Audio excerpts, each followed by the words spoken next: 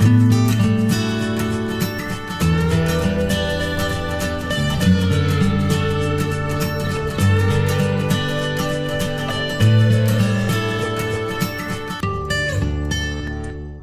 hello and welcome back, everyone. Hope everyone had a nice lunch break, if you're able to. For those that weren't here this morning, I am Kara Durr. I am an Alaska Food Policy Council governing board member and co-chair of the advocacy committee with Amy Seitz, who is joining me today. And we are going to do two more legislative addresses. So the first one we have is from Congressman Don Young, who is the longest serving representative in the House and has a long history of championing food insecurity issues. So as a teacher in Fort Yukon, he started one of the first school breakfast programs in the state, and he recognized that kids were coming to school hungry and that hungry kids have a harder time learning. And later, as a congressman, he's gone on to champion significant anti-hunger legislation, including expanding summer meals for kids, diversifying the WIC package to allow culturally relevant foods, and ensuring funding for the Emergency Food Assistance Program, among many other things. Here are his remarks to conference attendees. Hello, this is Congressman Don Young. I want to thank the Alaskan Food Policy Council for inviting me to speak with you today. I'd like to be with you, but I'm in Washington, D.C. working hard for you.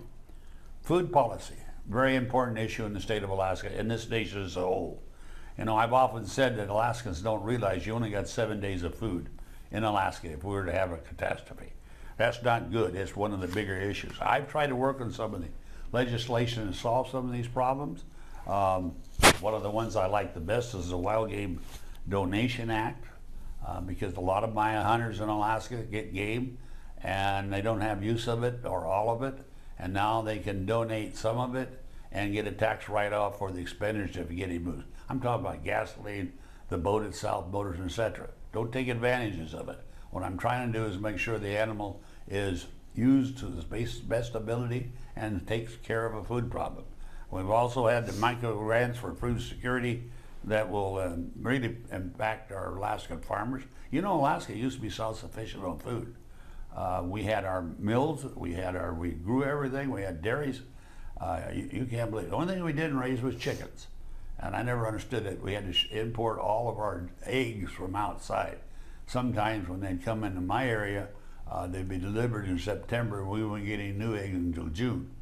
But we had eggs. Now, that's why Tabasco sauce is heavily consumed in the rural areas of Alaska.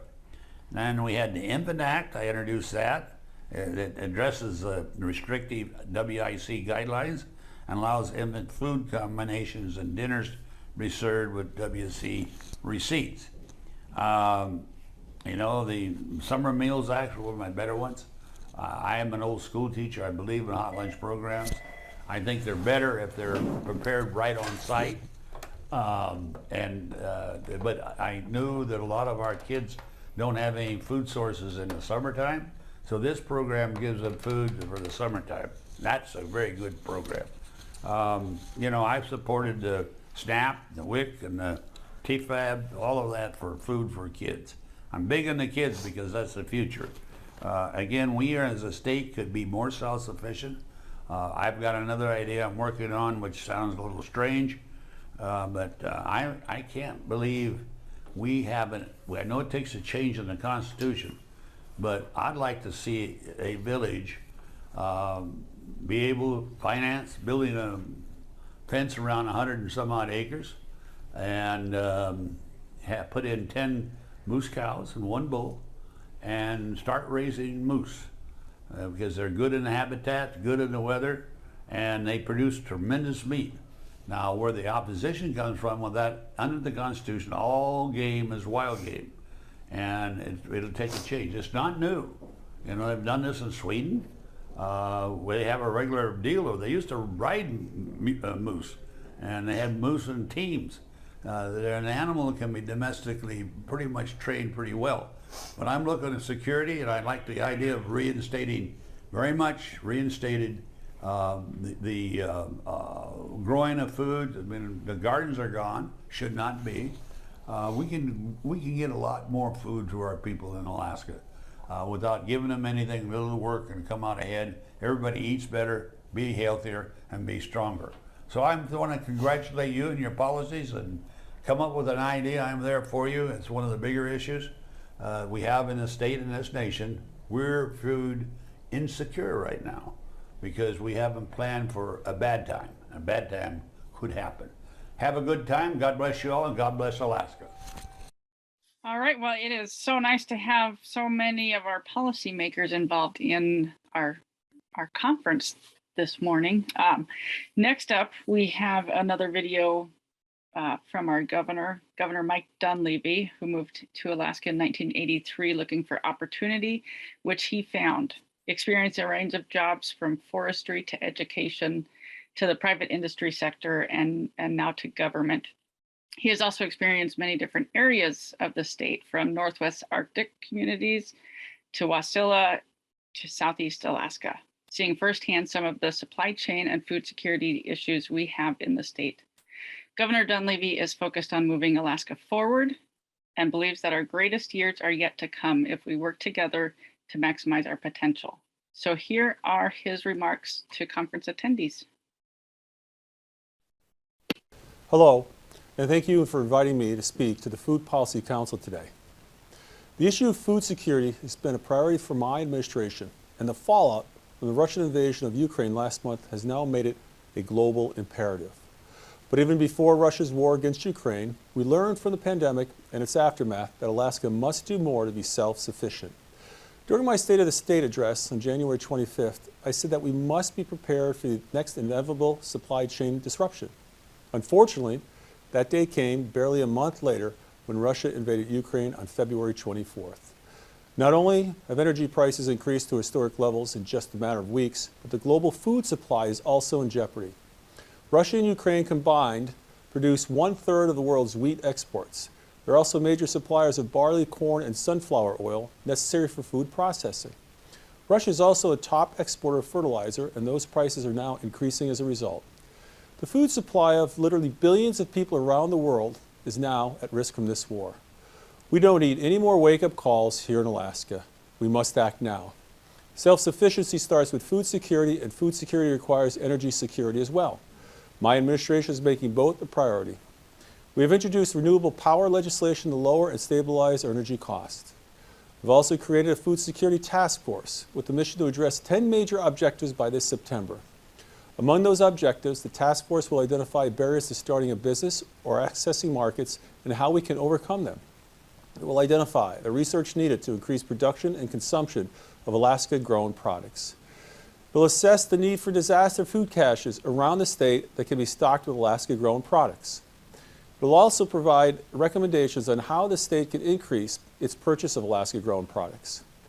Through our Pioneer Homes, our Department of Corrections, our schools, and more, the state of Alaska can ensure our agriculture, mariculture, and food processing industries have the level of business they need to sustain and expand, and to be there when we need them. Soon, we'll be introducing legislation in support of this effort. We must be committed to building out the middle of our supply chain here in Alaska, whether that is for food, medical supplies, energy, or anything else we need to meet our needs and keep our economy strong and growing. One thing government could do for its people is to provide security for its citizens first and foremost, and recent events show why we must take our food security initiatives seriously and get moving to put them into final action here in Alaska. Food security starts with land, and Alaska has more farmland potential than any other state. Our Constitution demands that we encourage the settlement of our land and the development of our resources by making them available for maximum use. We introduced several bills last year that would facilitate the goals of growing our agriculture sector, and we're working closely with the legislature to advance these bills. Finally, we'll take advantage of federal funds in the American Rescue Plan Act to support both our mariculture and agricultural industries. We proposed using $50 million of those funds split equally for incentive grant programs. We proposed the use of $25 million for agriculture to supplement the existing agriculture revolving loan fund to provide matching grants and incentives to support our farmers. This flexibility will also allow for higher risk loans from the Alaska Division of Agriculture to encourage expansion and development. Beyond the $25 million in mariculture grants, my administration's general obligation bond package also includes $5 million in funding for mariculture infrastructure and Craig to support the industry. Taken together, the Food Security Task Force, the state of Alaska as an anchor customer for our farm businesses, our lands bills, and our increased financial support will all help build an Alaska that is self-sufficient and secure in our food supply. I look forward to working with you all to achieve these common goals, and I thank you once again for inviting me to speak today. Have a great day. Hi, everybody. So thank you again for Governor Dunleavy. And I'd also like to thank each and every sponsor, presenter, and volunteer today. Especially, I'm Lorinda Lotka. I'm from the Alaska Food Policy Council, and I'm on the governing board. I want to make a special thank you to our volunteer planning committee and all their host organizations. It's taken over a year to plan this event. From moderating conference sessions to fundraising, we couldn't have done it without each one of you. And a very special thanks to our conference coordinators, Megan Geary and Robbie Mixon. Thank you for keeping all the pieces together and keeping all of us together too. We'd like to extend a gratitude for our 2022 conference co-presenters, the Intertribal Agriculture Council and the University of Alaska Anchorage Dietetics and Nutrition Department. And thank you to these sponsors who have provided significant financial support to the 2022 conference: Alaska Commercial Company, State of Alaska Department of Health and Social Services, Cars Safeway, Alaska Farmers Market Association, Alaska Seeds of Change, NANA Management Services, Alaska MEP, the World Wildlife Fund, and Intertribal Agriculture Council. And to many more sponsors, so much gratitude to all of you. Thank you for being with us this week, and we look forward to building Alaska's food system together. Now I'd like to turn it over to Glenna Gannon, and she will introduce our next keynote speaker.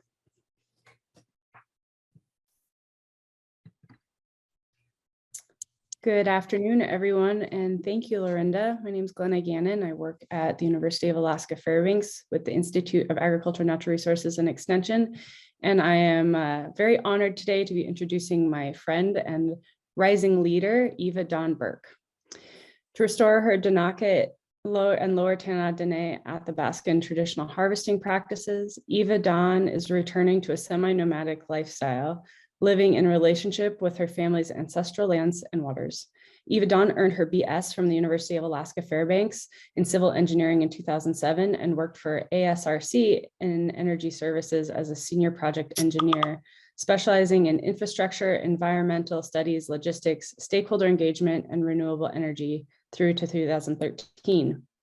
Currently, she is working on a Master's of Science in Natural Resources and Environment with a focus on healing through food and culture. To transition into her new career, she spent the last few years volunteering and working for her village of Tagatili or Nanana as a wellness and cultural camp leader, a fisherwoman, cook, and laborer. Eva Dawn earned several prestigious fellowships, and including the Massachusetts Institute of Technology Solve Indigenous Communities Award, Intertribal Agricultural Council Interinstitutional Network in Food and Agriculture and Sustainability, and Sloan Indigenous Graduate Partnership. She works for the University of Alaska Fairbanks as a research assistant for both the College of Rural and Community Development and the Alaska Center for Climate Assessment and Policy. Eva Dawn is dedicated to improving food sovereignty and security and community well-being through maintaining traditional lifestyles, advocacy, and opening educational spaces on ancestral lands. I would like to welcome her into this space and say Base. Duenda, I'm not at my normal computer, I'm traveling. So good morning, everyone. Dan Nazoon, it's a good day.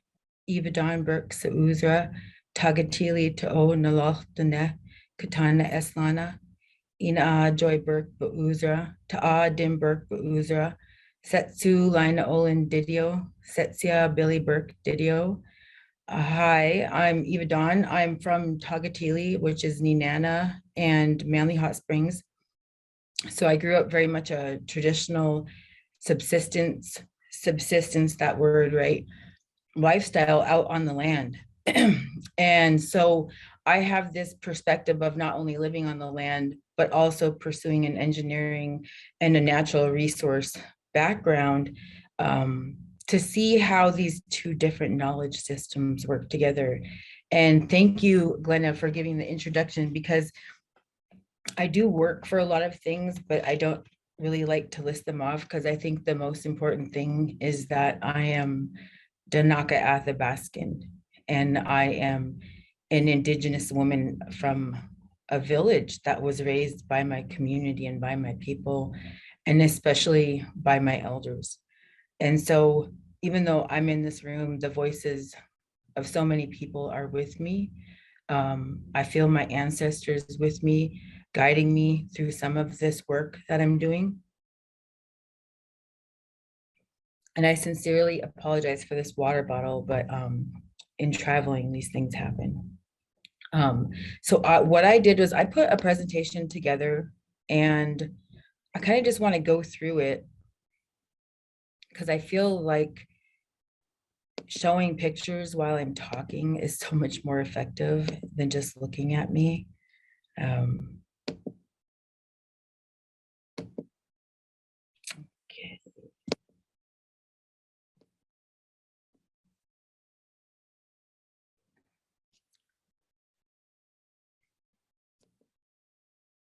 Just give me one moment while it loads up.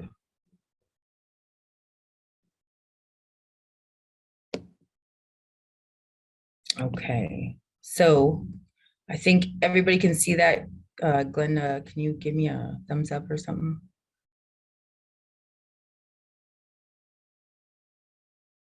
Looks good, Eva. Okay, thanks.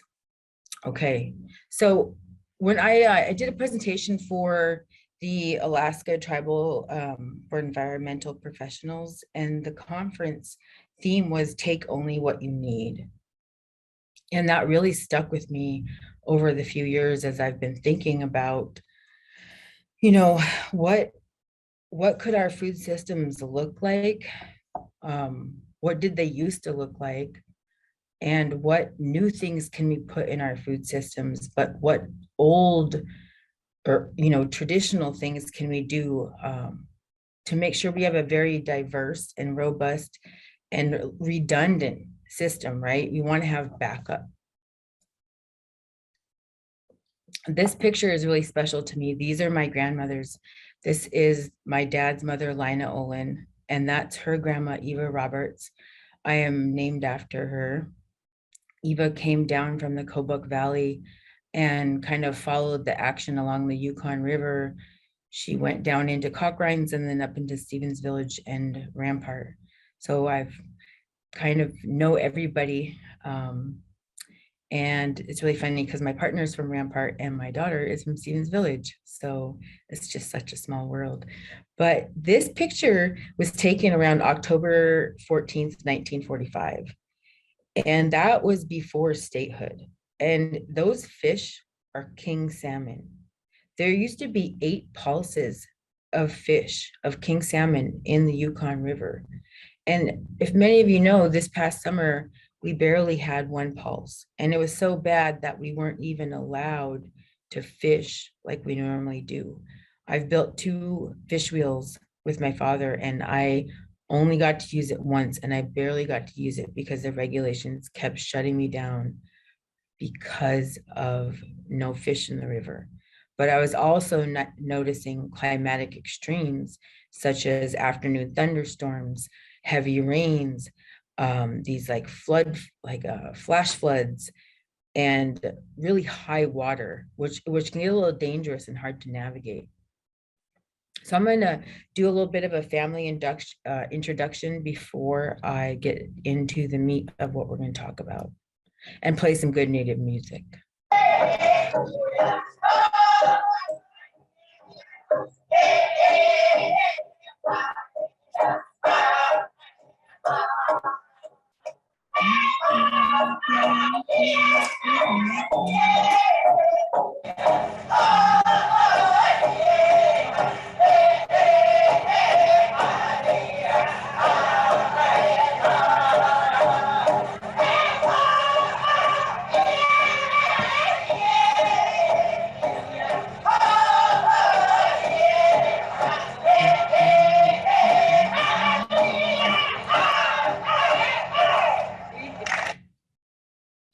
And that's me with my cool mullet. I see mullets coming back. So I kind of cover a lot in here because I think there's so many different factors to food security. And I think a lot of them might seem like external, out of our control. They're at the policy level, they're at the international relations level. It was really funny to hear some of the things that our governor was talking about, because things like wheat, it's a monocrop, and a lot of those things require these chemicals and these fertilizers. And really, the best thing for the land is figure out what the land is producing, and then how do you build around that? How do you actually manage the land to produce better? That is something Indigenous people are really good at. And the other thing is thinking about, not these huge corporations, but having more small business, having more meaningful work for people. So I'm going to go over some of the systemic barriers that we face as Indigenous people. I'm going to talk a little bit about how Indigenous knowledge and well-being is key to some of this transformation work that we need to do. And also talking about a just transition, the resistance and transformation. How do we actually get there using research, advocacy, and community organizing? And as far as like Indigenous sovereignty, excuse me, there are so many layers to this that I can't really get into the depths of sovereignty today, but I can kind of touch over some important key factors. And talking about regenerative economies, we are so focused on mine, produce, extract, export, keep up our gross domestic product, keep up our productions. We're taking more than we need, and we're not giving back. We're taking things that take thousands to millions of years to regenerate. And how are we going to prepare for when those are depleted? Are we going to open up pristine areas? Or are we going to realize that that's probably not the best way to do things, and maybe look to some of the Indigenous lifestyles and ways that they lived in balance with nature when thinking about designing the solutions for the future? And of course, with transition, there's all these frameworks, investment needed to get things going, workforce development. A huge part of the regenerative economy is nature, the natural resources. We really need to be taking care of our lands and waters, and that's Indigenous-led environmental stewardship. And how do we teach people about doing this, and how do we get people more food secure and educate people on the current system and its effects on your health? So I do work for the Alaska Center for Climate Assessment and Policy, and this is what we see. We see an ecosystem in collapse. And we're not talking about just Yukon salmon. We're talking about red king crab, snow crab, Pacific cod, halibut fisheries. Killer whales are preying on endangered whales because they don't have the food sources that normally exist in the ocean due to overfishing, trawlers, etc. I was out there in the river seeing floating up dead salmon. People are seeing seabirds dead. Now, people in rural Alaska that are so heavily dependent on these food resources are becoming even more food insecure. And because predictive models use historical data, climate adaptive measures are largely missing from fisheries management and other species management policies and approaches. So they can't really account for climate change in their predictions, and they're not accounting for it when they're making their regulations for how much to fish, where to fish, how, when to fish, who can fish. My mom noticed, she's like, gosh, you have to get so many permits just to be a Native person. just to practice your culture, you have to ask for so much okays. And that was hard for her to understand. And this is what is happening to Indigenous foods. It's being commercialized. I'm pointing out fisheries right now, but we're also seeing big game commercialization, big game hunts. There are two reports that came out, the value of fisheries to Alaska and the United States, the value of big game hunts to Alaska. This is all done by McDowell in recent years. So in 2021, while we are shut down on the Yukon, and while they know that the fish are getting smaller and leaner in the Copper River, they are still catching and selling Copper River king salmon and sockeye salmon for $80 a pound and $60 a pound for sockeye. So it's not that this food is getting into the hands of people who need it. It's getting into the hands of people who already have a privilege, who can even afford $80 for a pound of salmon.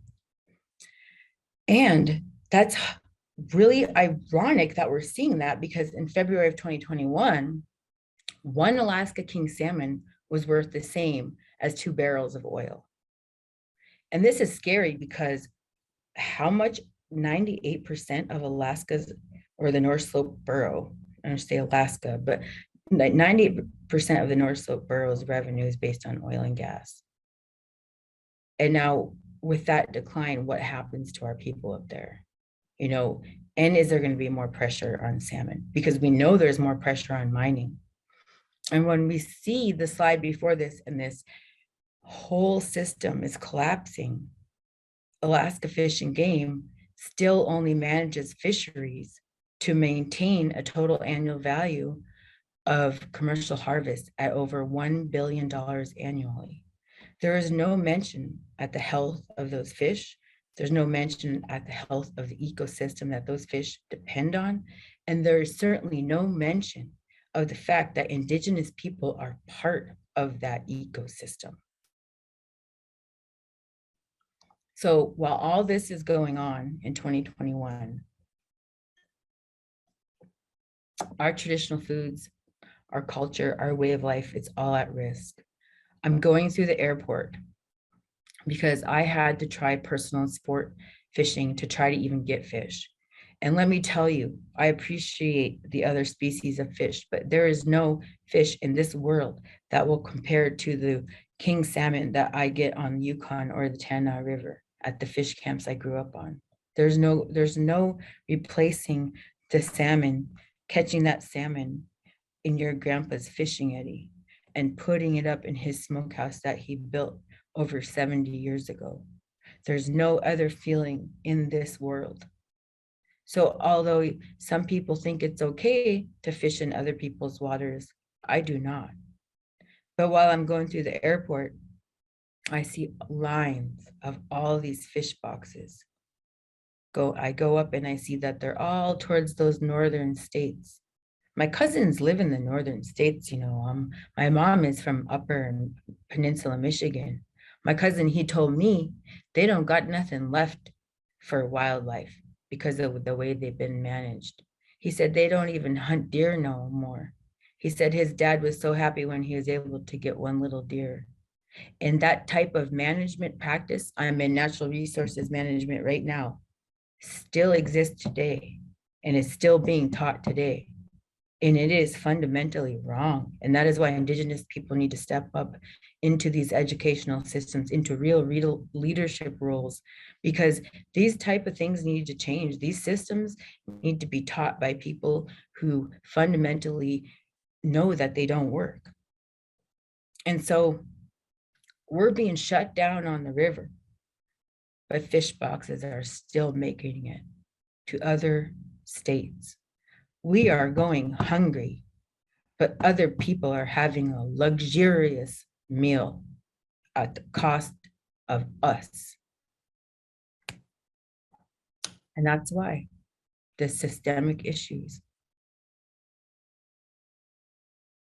We talk about these things, talk about it. My dad would say, don't just talk about it, better do something about it. So that's why my people asked me to come out and do this work, because if we're not doing it, then who will do it? And that when we're out there doing it, to find people who will be our allies, people who believe in fairness and equity, people who have good value systems like us, cooperation, sharing, hard work, love, honesty. Money is not a value for us. Community and family and love, those are our values. So when I'm thinking of changing, shifting gears, moving to a new future, visioning what a regenerative economy can look like, visioning what restoring our practices can look like. My work is called Healing Through Food and Culture. And a little bit of our issues with climate change, scientific research is a small part of that. Advocacy and especially community engagement are needed to make real change. So these are some of the systemic barriers, because right now there's a big push to turn Alaska into agricultural land. But let's not forget to the land about what happened to the land that the federal government already had to use for agriculture. Let's go back a little bit.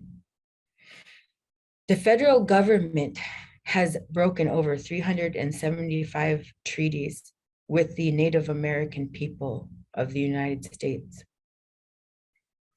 They have an obligation to promote self-tribal government, to support well-being of tribes and villages. And most importantly, this is a trust responsibility to protect their lands and resources. Yet, even though these language exist, the implementation of them still requires a lot of work, still requires a lot of community engagement and a lot of advocacy. We talk about health disparities, we talk about poverty, but yet we haven't been given what was rightfully promised, what's rightfully ours. And we've had to assimilate. I've had to spend 20 years acting like a white woman. Yeah, I'm mixed, but I was raised a Native woman. And I'm trying to go back to that. I'm going back to being semi-nomadic. I'm going back to living in relationship to my land. Because you know what? When I look around, I don't know if I can trust the federal government. I don't know if I can trust the state government. And apologies to all of you that represent that.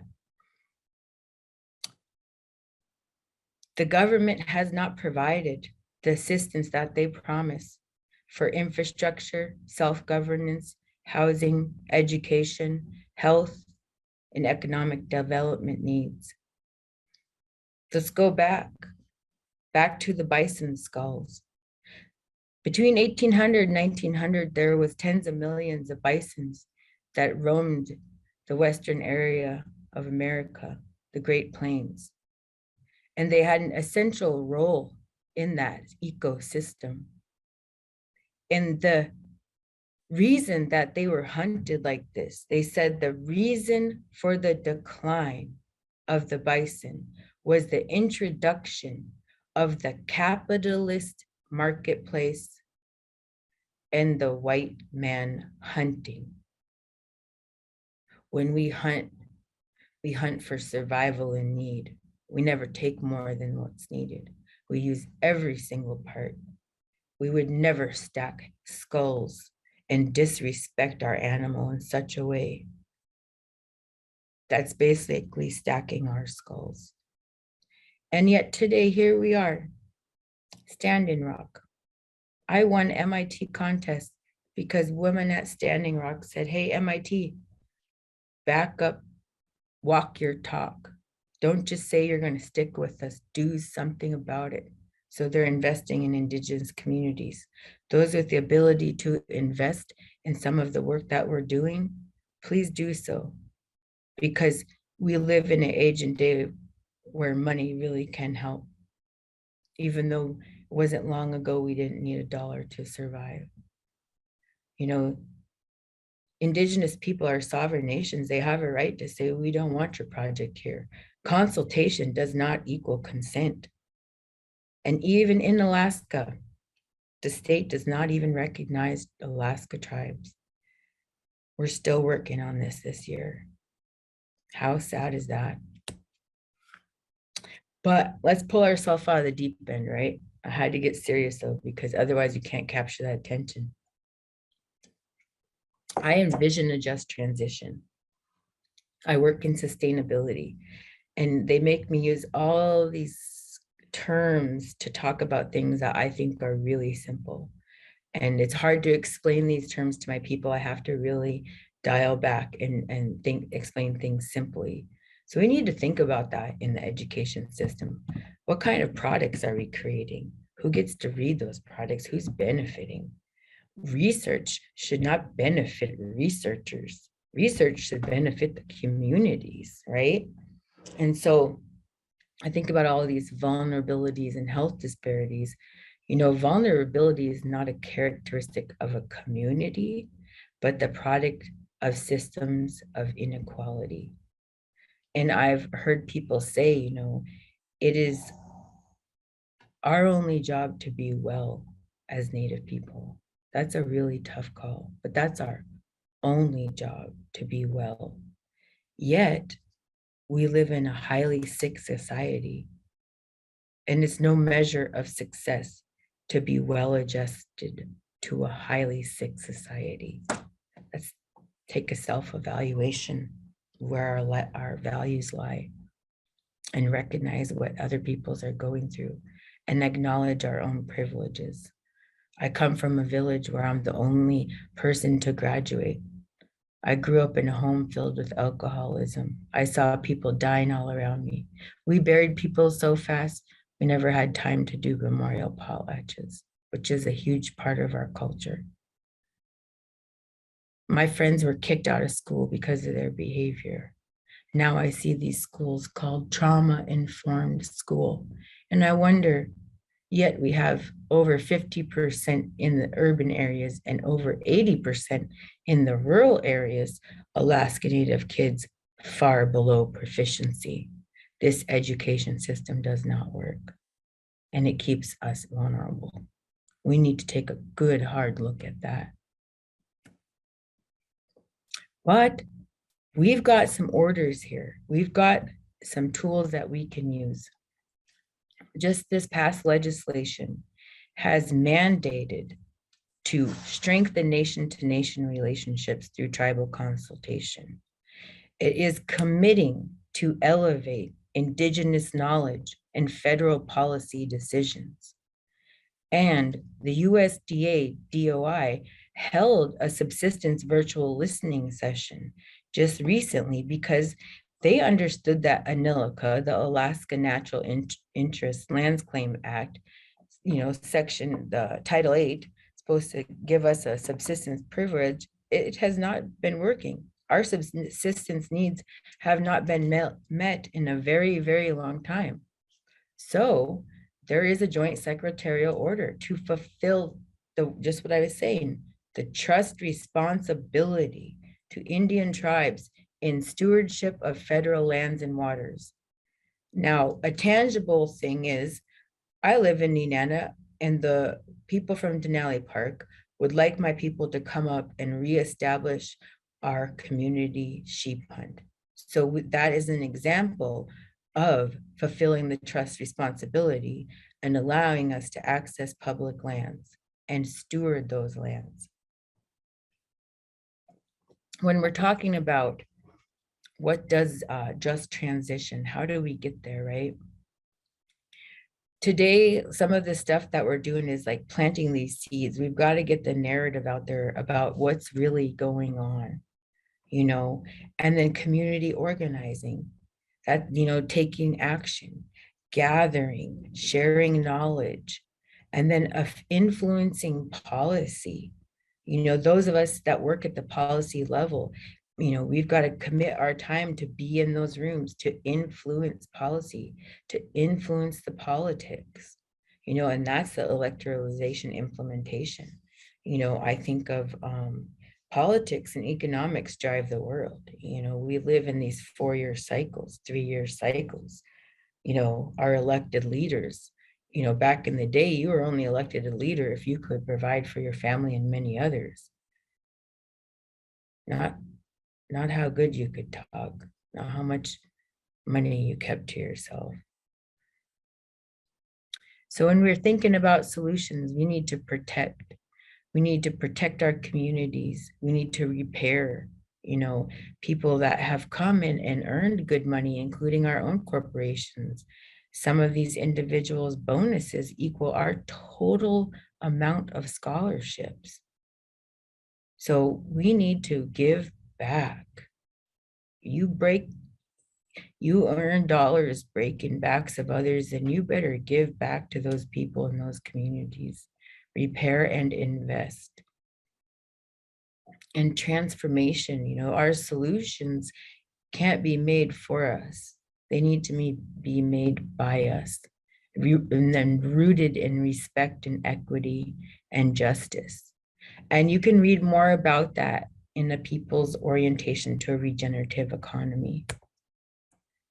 And bringing us back to Indigenous sovereignty, I really like these pictures because when you're thinking about the land and the people being part of that ecosystem, it's like a human body. You can't be cutting parts off or trimming down or doing, what would be the equivalent of plastic surgery, right? Because over time, these things will have issues, they'll have impacts, and the system will become out of balance. So the key is keeping things in balance, understanding the impacts from climate change and colonization. And, like myself, I know I have a lot of guidance from my ancestors. They live through me. And that, I work with elders and youth. So we continue to build hope for future generations. And we need to revalue, re-centralize our practices. We knew how to live in relationship. We knew how to only take what we needed. I was just telling somebody, when I go to camp, I run my generator 1 time a week, just for a little entertainment. We have no electricity. We have no water. We catch our own food. We haul our own water up. We have everything we need. What we see around us every day is everything we want, not everything we need. Re-centralize those practical needs. Those come first. Everything else is later. Looking to our lands with loving and relational creativity, looking at our people in the same way. When I talk about sustainability, it's about values and love at the center of that. You got to have love for community, family, children, elders, and you have to have this reciprocal love with the lands, the waters, the airs, the fish and animals, plants. All of this is about love. And how do you live in balance? Like me, I would use spruce poles and create structures out of spruce poles and live very simply, only taking what I needed, and also understanding live in relationship to place. Knowing where the good spots are to harvest berries or fish, knowing where the runway is for that the birds fly across, knowing how to manage a beaver house so it'll live for a long time, not take too much from it, knowing how to run trap line so you got to see a certain number of tracks before you set down your trap. Understanding that traditional knowledge is something we need to really work hard on. I was fortunate to grow up with that, and I try to make that accessible to our youth today and some of our elders. Our elders said they want elders camp because they want to hang out and relate and learn how to be elders, because they were taken through boarding schools, and their relationships with their family community, their traditional knowledge, their relationship to the land, all of these things that keep them well was affected, and they need healing too. And that's the thing, making teachings and spiritual values the core guiding principle of any economic idea. I'm saying love and values. You know, we don't have to buy into the narrative that others feed us about, oh, we need jobs. We're going to get so many jobs. When I worked an oil job, I didn't even get to see my kids. Yeah, I made six figures, but by the time I paid for all that takeout and daycare and whatnot, I was broke, and I was emotionally broken. So that's false. That's a false narrative, a false lifestyle. Now, this is the fun part, you know, we have a lot of opportunities. The Native American food and agriculture sector is the single most underappreciated resource for sustainable rural and regional economic development in our nation. We need to invest in capacity building, strengthen tribal economic self-determination, mitigate and adapt to climate change, you know, rebuild physical and legal infrastructure to support our Indigenous food systems. When all of this, it's going to create jobs in rural communities. We need that nutritious food, you know, lower the amount of federal spending, both on sending out bad food and both on having a medical industrial complex to deal with all the problems from eating that bum food. You know, and I want to acknowledge my son here. He's a fisherman, hunter, and trapper, but he also built a computer. You know, he's going to learn that computer because he's going to live both worlds. He's going to figure out how to take care of lands, but also use the technology to do that at the most capacity, which is what our elders would want. Thinking about what could this look like? You know, the Native American Agriculture Fund has a vision for what our food systems could look like. Look at these hubs. Like do you know that, like many of us probably know this, the lands that actually have biodiversity on this entire planet are the lands in which the Indigenous people live in relationship to them, care for them, protect them. So, you know, these areas are identified as fertile zones and also as distribution hubs. They need to have the infrastructure in place to grow the food and get it out to where it needs to go. And this is capacity building.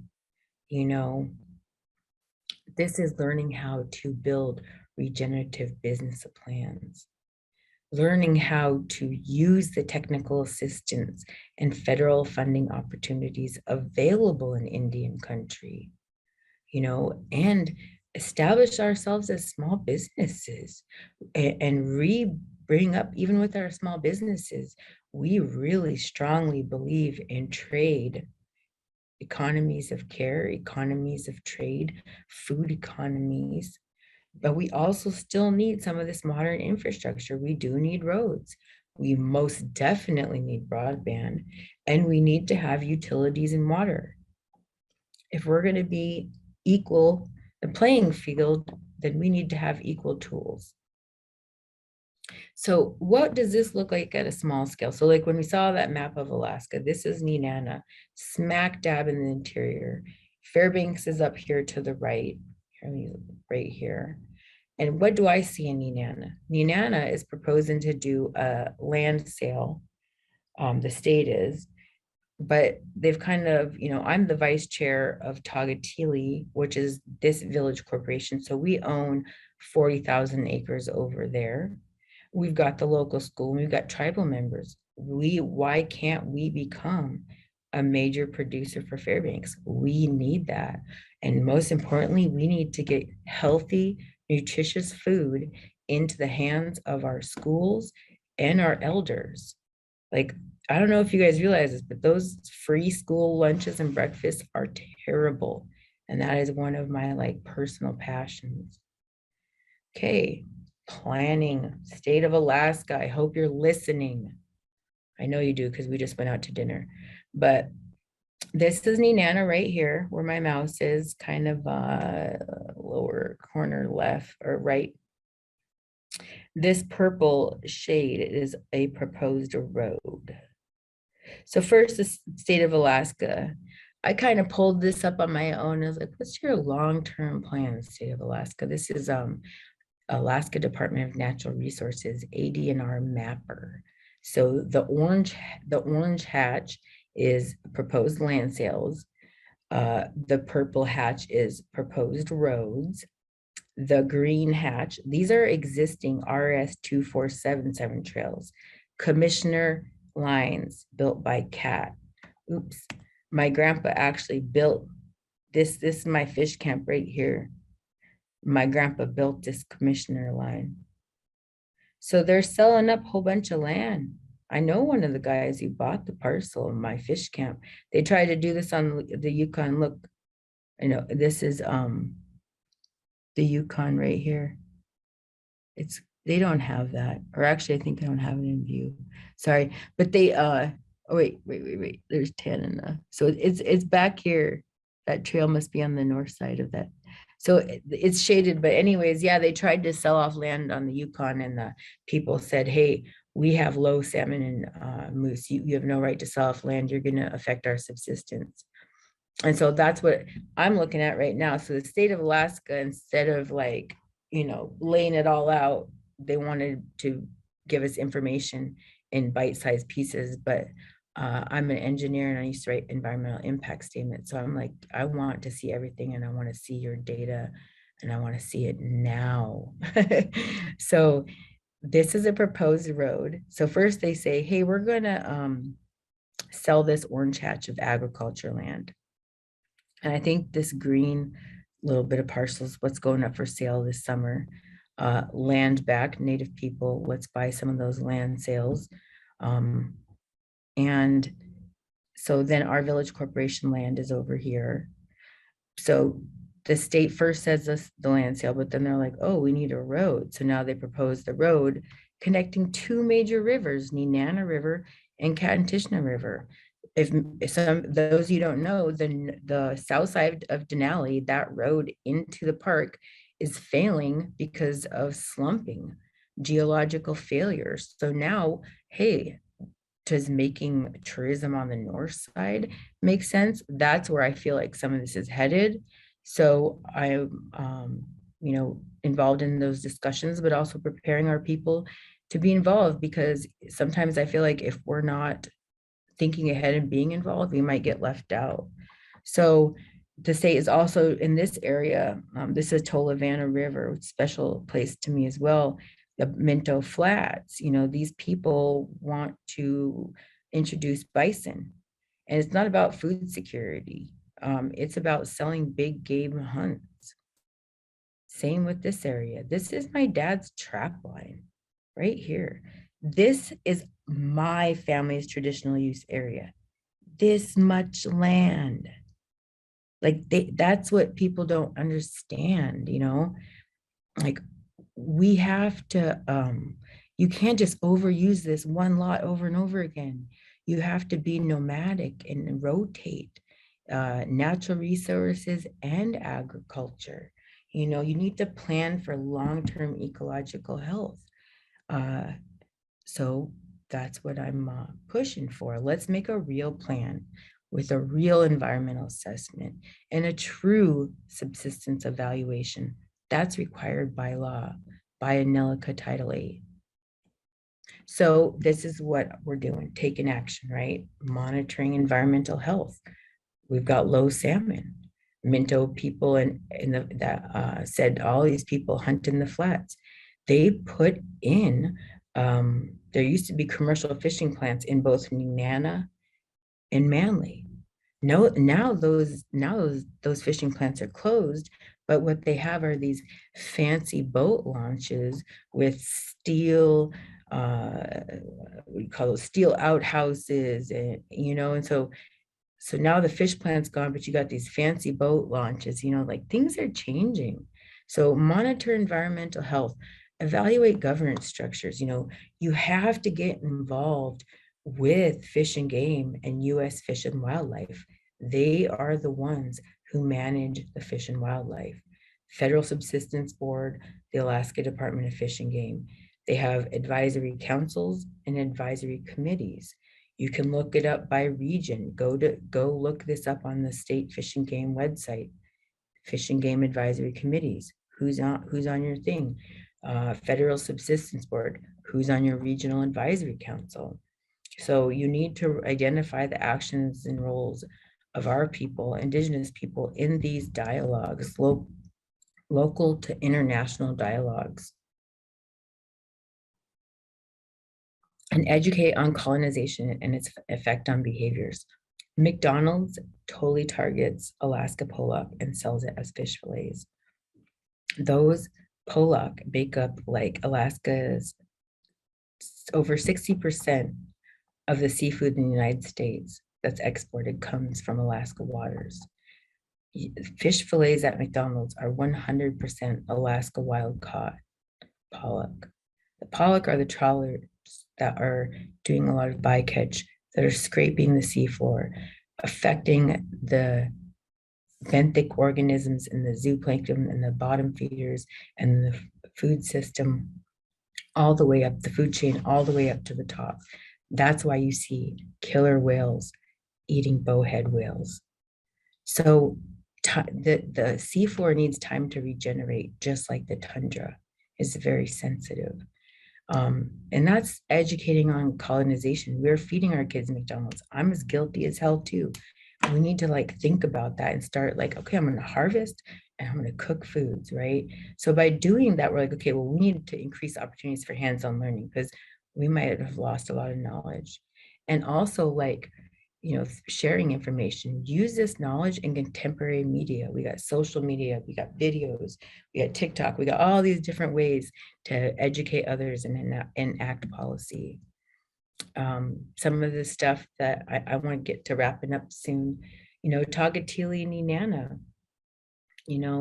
I started to realize something. I was told, Eva, go to the Board of Game.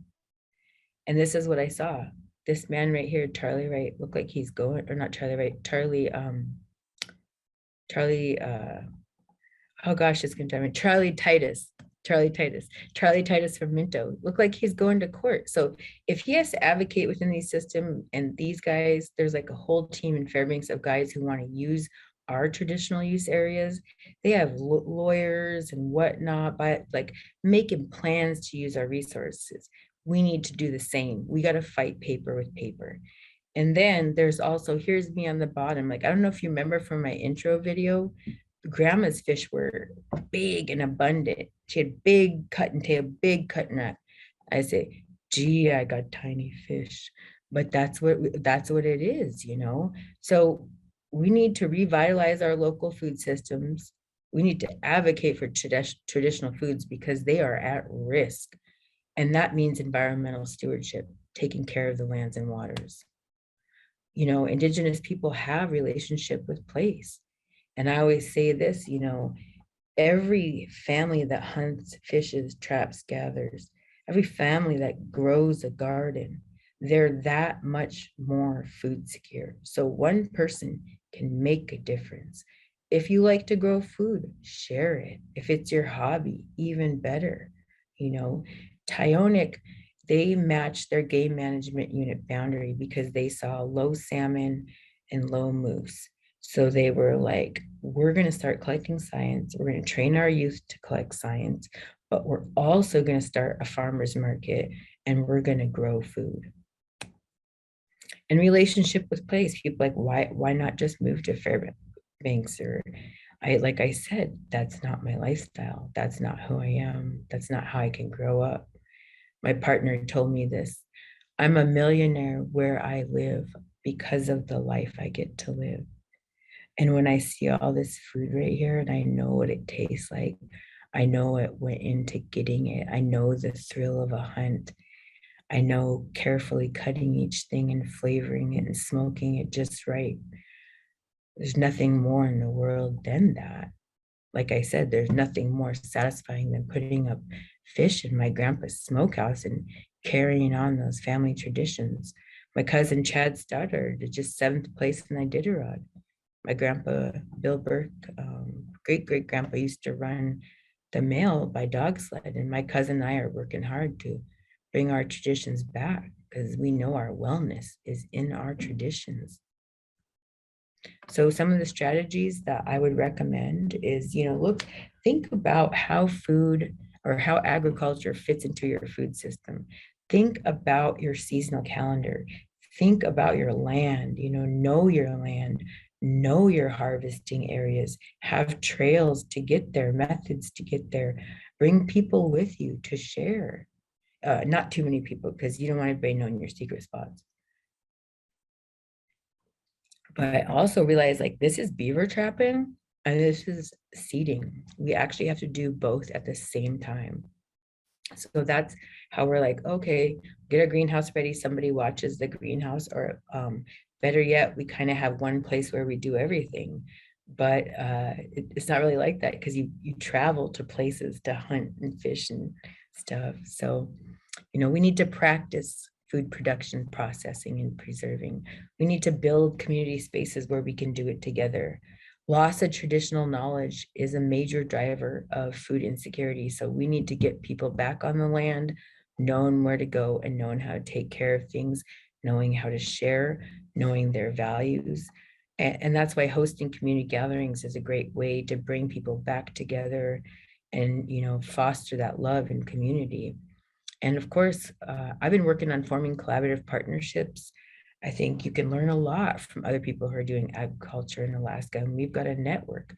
We do the Alaska Native Farmer Training. And so we've got a network of Indigenous farmers who not only do farming, but we also harvest our traditional foods. And so, I'm the fish camp director in Nenana, and I also do some other cultural camps there. And we realized that talking circles are a huge thing in our community. As Native people, we're raised by our community, by our aunties, by our uncles, our grandmas, our grandpas. And so these kids will sit and listen. They know when that grandpa has a talking stick and people are gathering around the fire, it's time to sit and listen. We're going to do storytelling, but we're also going to talk about what we did good, what we could do better, also give people encouragement. We want to lift people up when they do really good. We really want to lift them up. There's a lot of pride for them. And also all of our values, we lived them. We lived them. We work hard, we cooperate, we plan, we pool our resources, we share knowledge, we love each other. This isn't work. This is fun. These kids said, this is the best job I ever had because I did something. I produced that. I made that. And that was really satisfying for them. And we did traditional plants and medicines. I'm part of a group, Coyote Sisters. That's Miss Tia Holly teaching us how to make salves in the middle. We also learned how to do spruce pitch salve with some of our elders. There's 2 different kinds of spruce pitch you can gather depending on strength of medicine. And as you can see here, like the love of just touch. This happened during COVID, but we made sure to stay outside. We had hand washing. We did masks where we felt necessary to.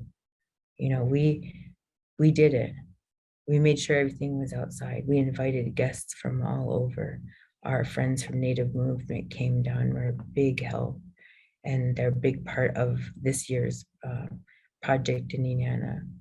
And, this is the celebration in the bottom left. This is the work. You can't go to a store and buy a gudeg and a smoked salmon strip. You just can't do that. And then like when you work all day and you sit down and eat it, you're like, it just tastes so much better. And then this was so funny. I was at 10, the Chiefs conference, and telling people about some of my work, and they're like, is she trying to turn us into a farmer? And then his wife said, well, why not? And then I brought up, you know, we are related to the Navajo, the Dene people. We are Dene people. In fact, the Navajo have a word for us, our relatives. We're the Dene Nahotlo.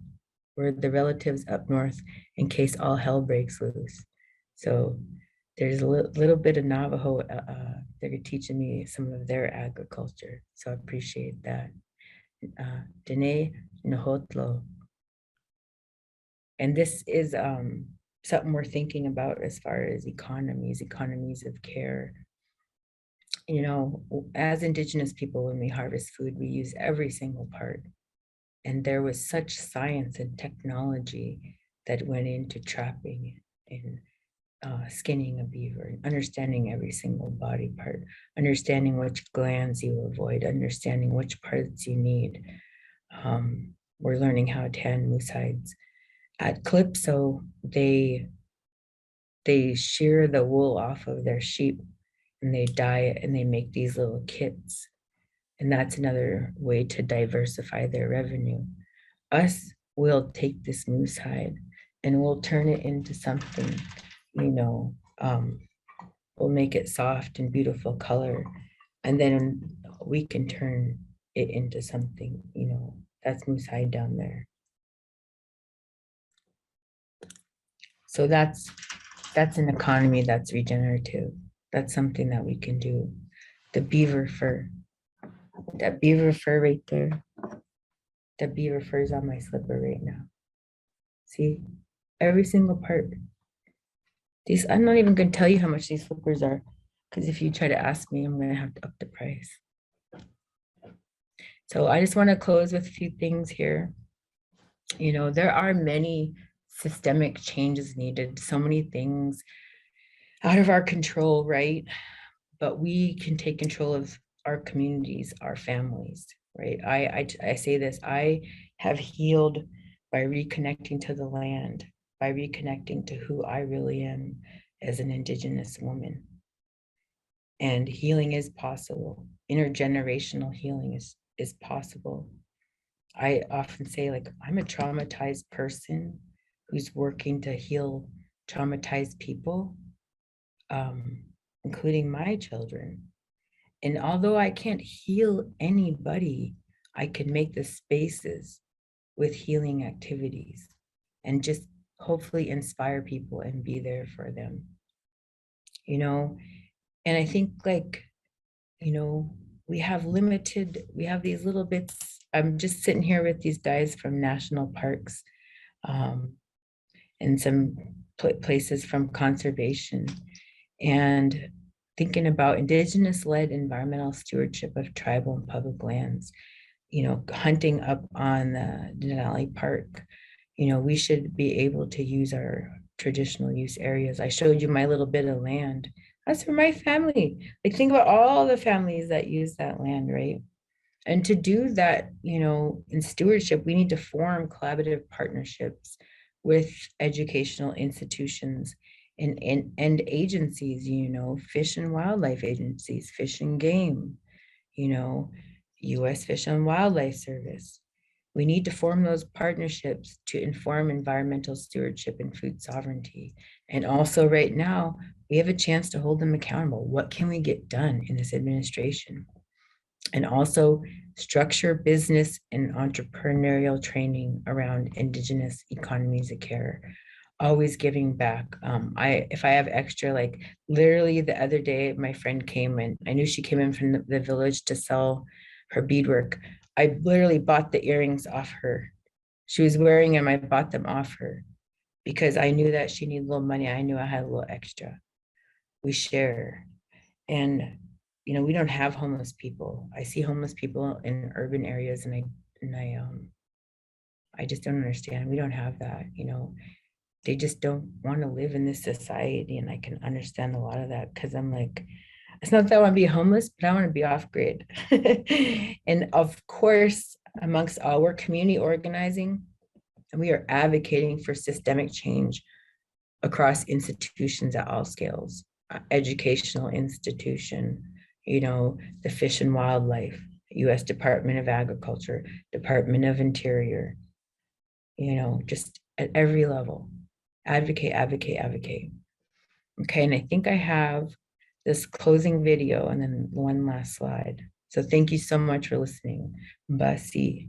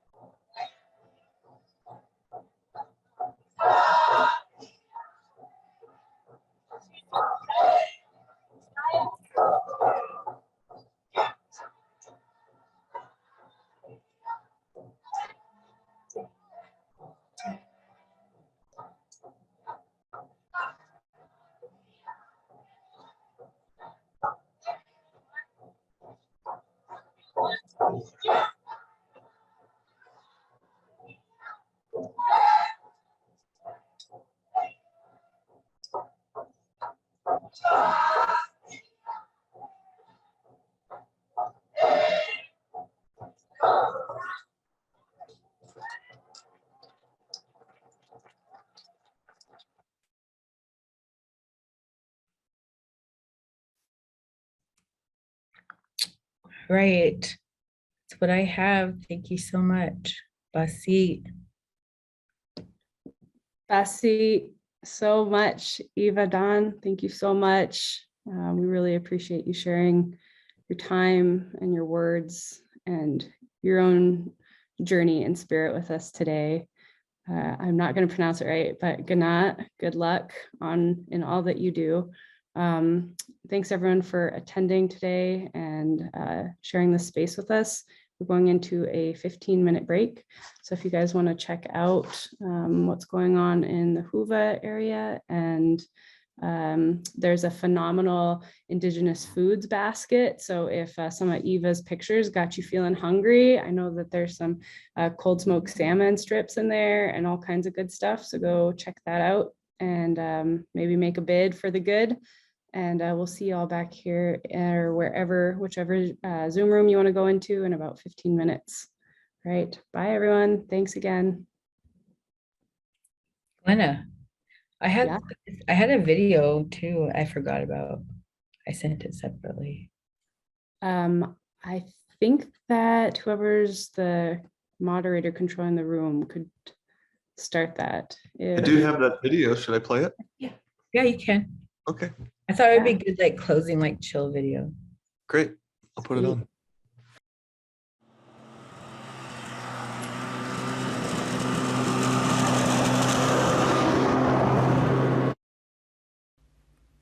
I come from this land. How could I forget how important it is? Was I lost, distracted, or discouraged? So caught up in the system, living out the colonizer's dreams, forgetting about my own. To come to these places is sovereignty. To practice my traditions is practicing sovereignty. When I am here, I am one with the universe. When I am here, I know who I am. Being this connected, I cannot help but to fight for it. I learn so my future grandchildren can learn. So much pain I am learning to let go of. The suffering, the grief. Sometimes it is so loud my voice is lost.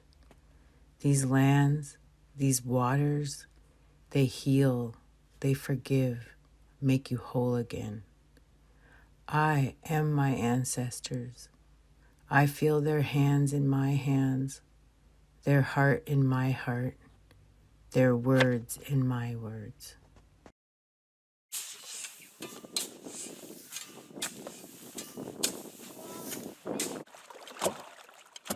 we forget about the camera, Eva? No, I just wanted to do that. Careful, slow. Look at that. Taya got it. Careful.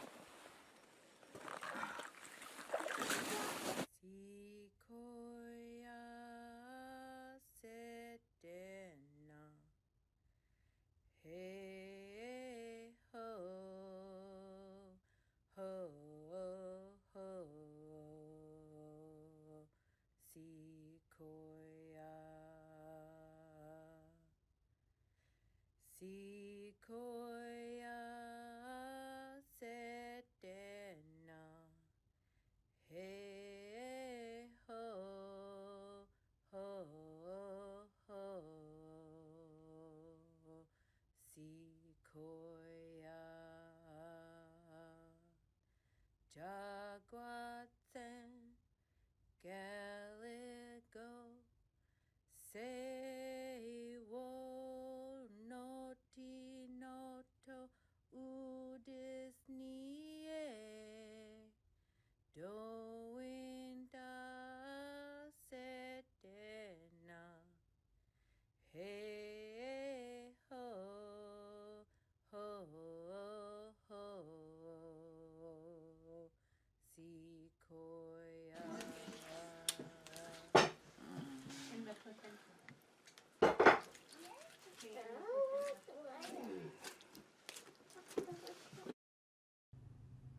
I sing this song for my parents so they can heal from the loss of my brothers. When we sing, we heal. When we eat, we heal. He started to go to college, but he was really smart. Books and the land, so the land just kept calling him back, he told me, so he left school and went back into the woods. I'm gonna chase after him, make him crazy. Isn't it pretty Grandma's waiting. for that beaver news? My grandma's gonna be out any minute now.